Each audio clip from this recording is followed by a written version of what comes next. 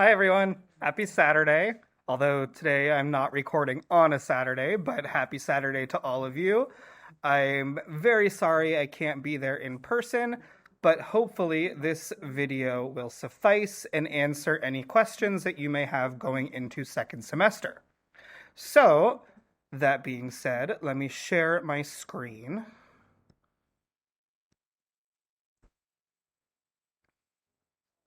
So, going into semester 2 of grade 3, a lot of things will be reiterations of things that you already know, and there will also be some new things as well. So, something that isn't changing is the teachers.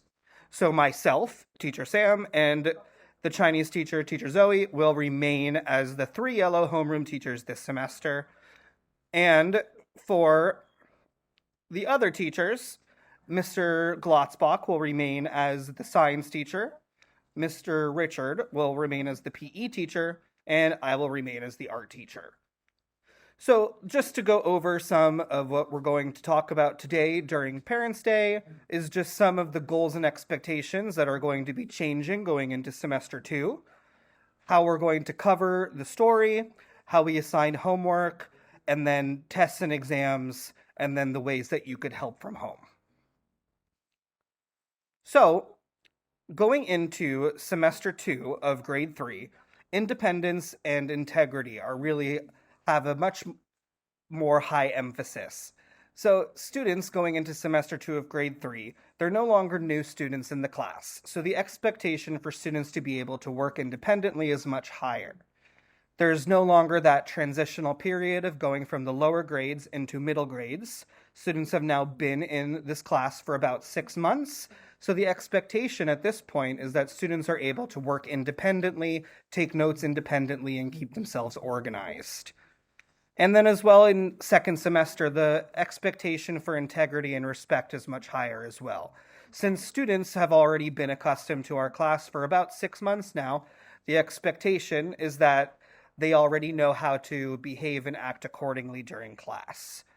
So, moving on to our books. So this will be an important topic now, since a lot of our books are changing.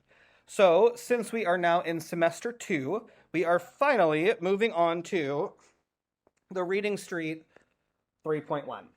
So we are finally actually using a grade 3 Reading Street book.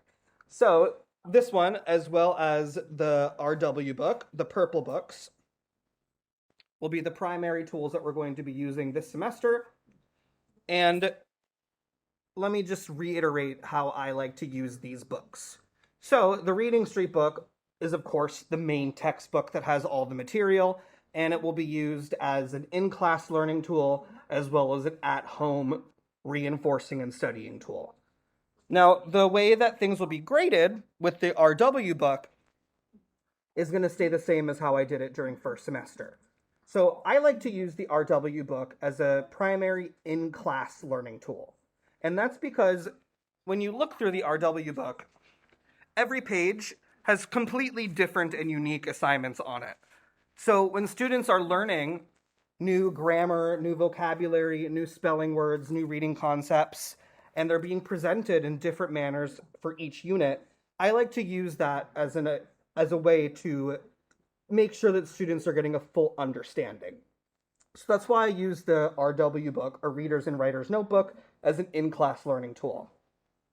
And if you remember from first semester, I always provide a slide deck on Google Classroom and ClassDojo that contains every page of the Reading Street book, the RW book, the GW book, the grammar and writing book, as well as all the answers. And the reason why I like to provide the answers is not, of course, for students to just be copying or looking at those. It's so that they have the opportunity to reinforce what they learned during class time and to make sure that their answers are correct. Since we're going to be using the RW book as a primary in-class tool, there will be very rarely homework assigned in the RW book, and all of the pages will be completed during class time as an in-class learning activity. So the answers are provided just for students to be able to make sure that their answers are correct and to study and as another learning tool that they could use from home. And the way that I'll be checking the RW book will be the same as how I did in first semester. So every 2 units, we're going to take a unit test. So our semester, on semester 2, will begin at Unit 1, Story 3. So there will be the first test after we complete Unit 1, Story 4. So 2 units. So once we complete 2 units is when I'll collect the RW books and I'll check them just to make sure that they're complete and that they are done correctly. And students will have had the opportunity at that point for about 2.5 weeks or so to check their own answers online as well.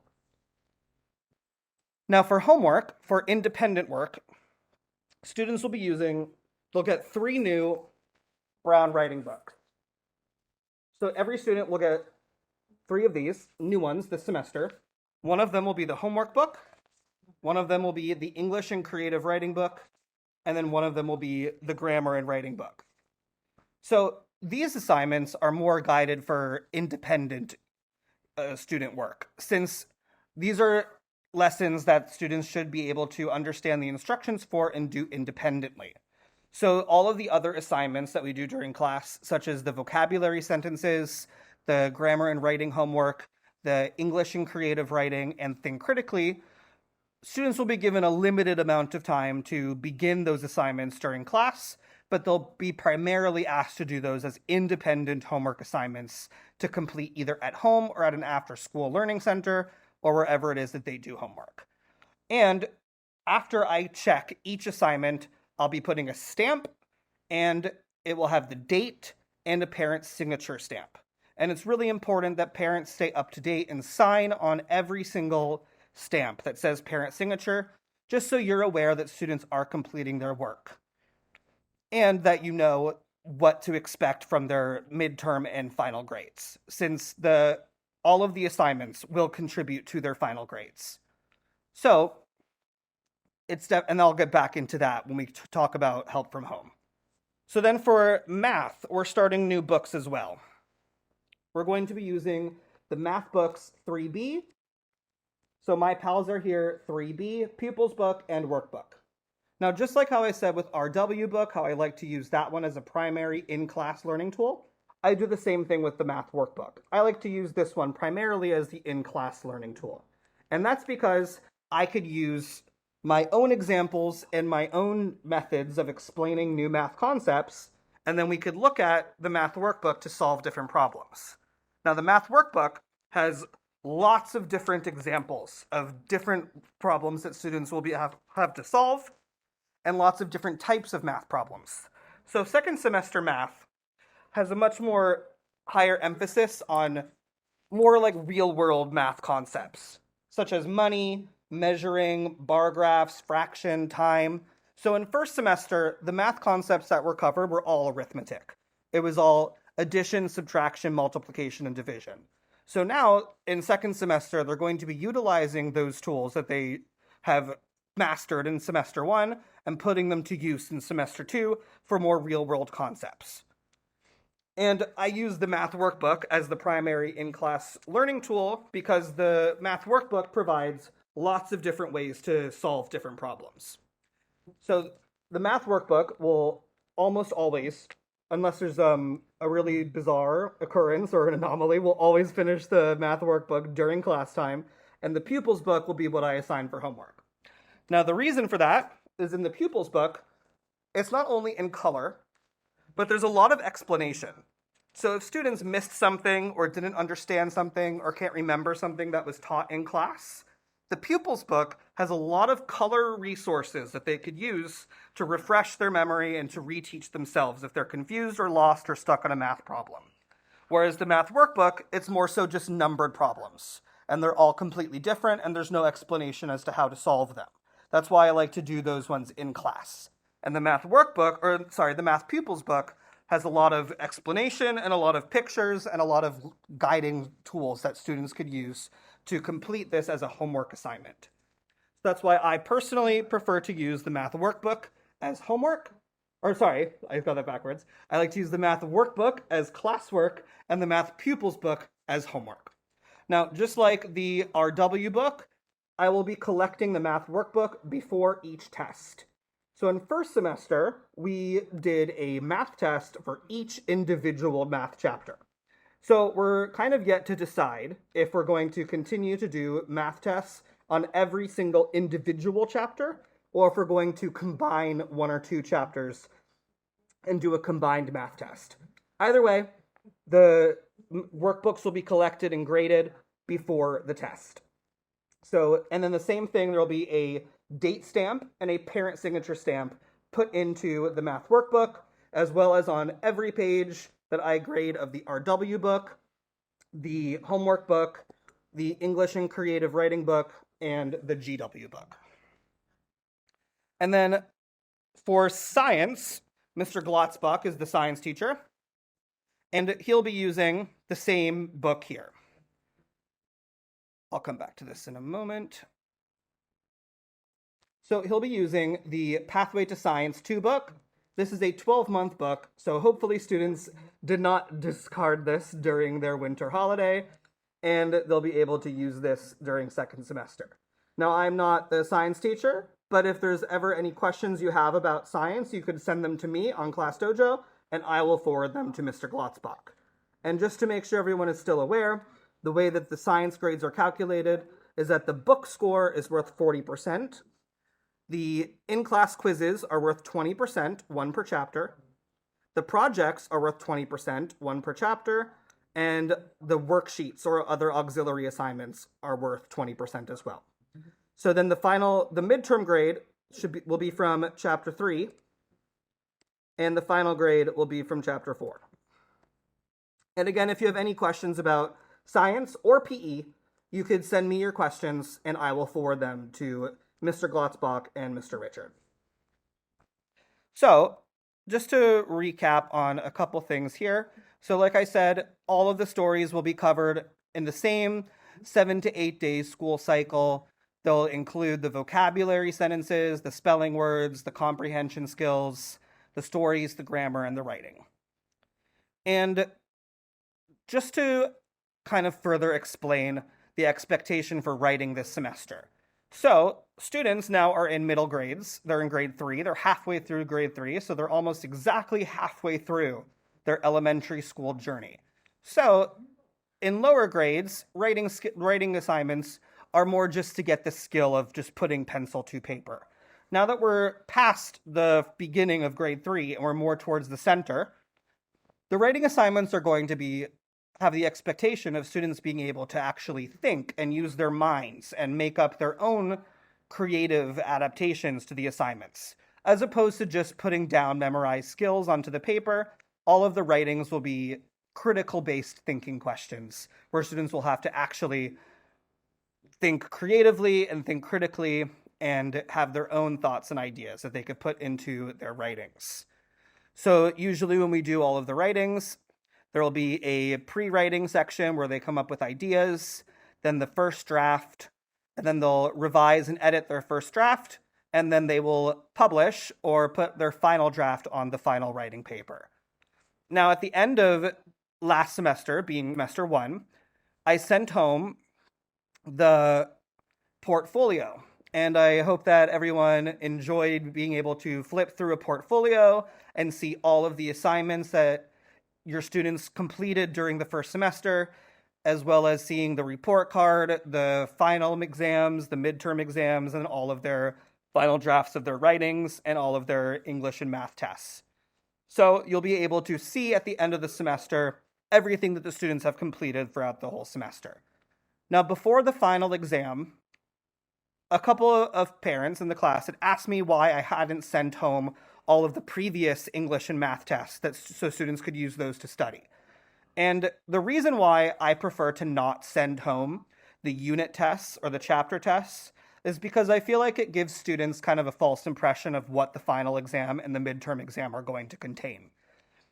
In the past, when I have sent home unit tests and chapter tests before the midterm and before the final, students sometimes emphasize their study on those tests, assuming that there's going to be very similar or almost the same questions on the midterm or final exams.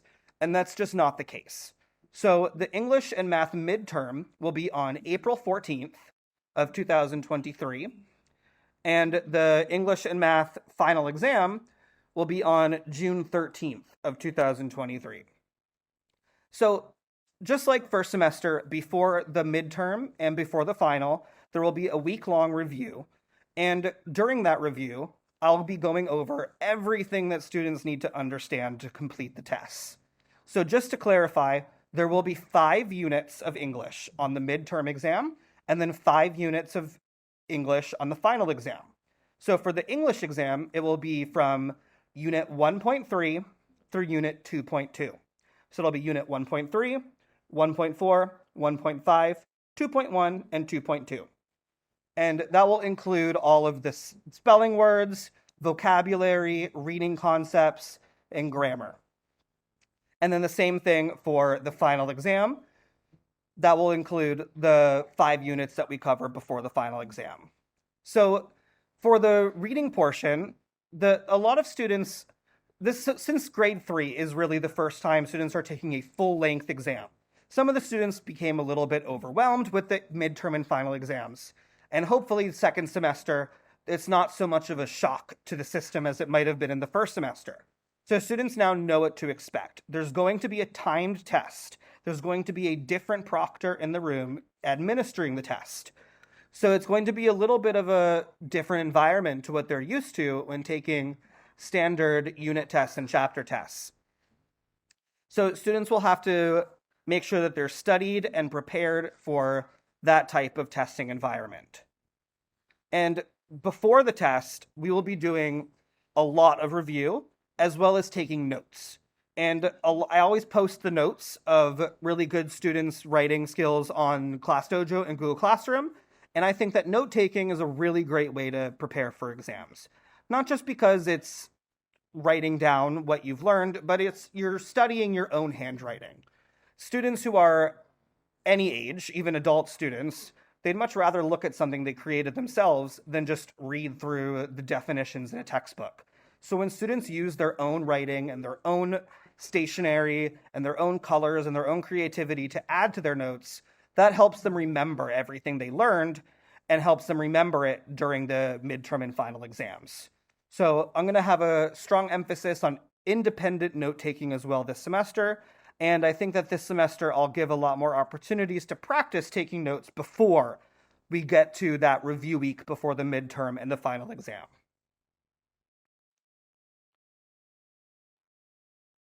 So here's some important dates that everyone should keep in mind. Of course, we have the 3 big holidays of second semester.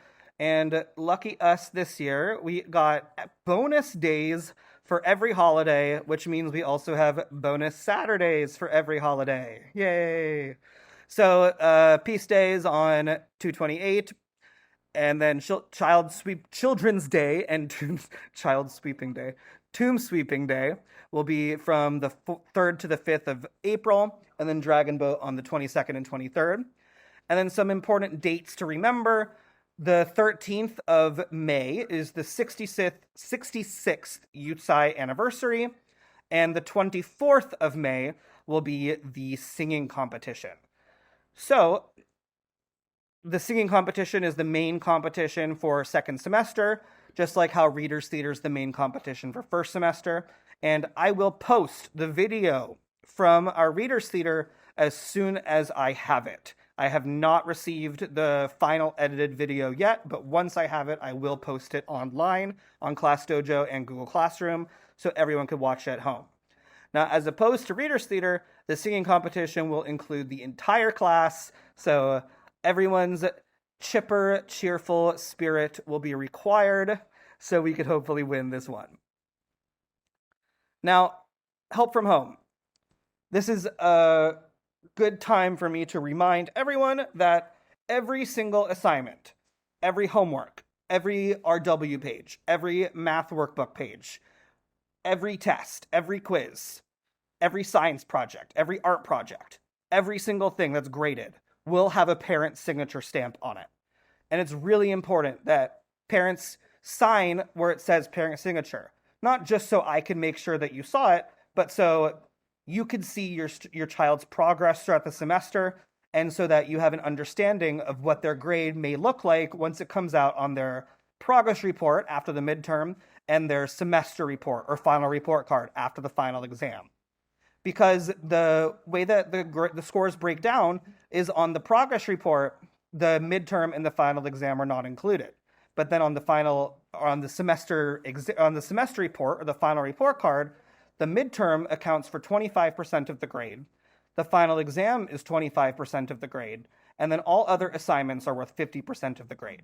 So that's why we put the parent signature stamp onto every assignment, because 50% of the grade is a significant portion. So you'll be able to have an idea of what their grade may look like. So it's really important that parents keep up to date and keep signing all of the assignments that they receive. Other things that you can do from home are making sure that students stay interested in reading. There's lots of different books that you could use, lots of different audiobooks, ebooks, even educational YouTube channels. Some of these are a little bit out of date, but some popular choices in class are like these Minecraft books and like the Pokemon graphic novels. And graphic novels, even though they might look like they're just for fun, which they are, but they're a really great way for students to use English in ways that aren't just to perform on a test. So keep reading and keep motivated at home. And lastly, I'll talk about art. I don't have a slide for it, but that's okay. So for art, second semester, we're going to be doing a lot of different skills, and we're going to have a portfolio. So for first semester, all of our art projects ended up being really big, so we didn't put them into the portfolio. But starting second semester, there will be an art portfolio where all of the students' projects from now until the end of grade 4 will be filed. So by now, you should have already been able to see the first project, which was the black and white painting. The second project was the Viking shield. And the third project was the mandala using the compass and protractor. So this one here. And as you can see, all of these projects turned out massive. So they didn't fit in our portfolios, but starting next semester, they will be filed into our art portfolios. And just to make sure that everybody is aware, I'm always available on ClassDojo and Google Classroom. I post on ClassDojo at least once per unit. So every time we start a new unit, I'll make a post that will include a link to our slide deck, and I'll also put some notes or just other things that are important to understand for that moment. Here, I'll quickly share, just to give you a reminder of what my slide deck looks like in case you are not remembering. Oh, where is it? Sorry. Share.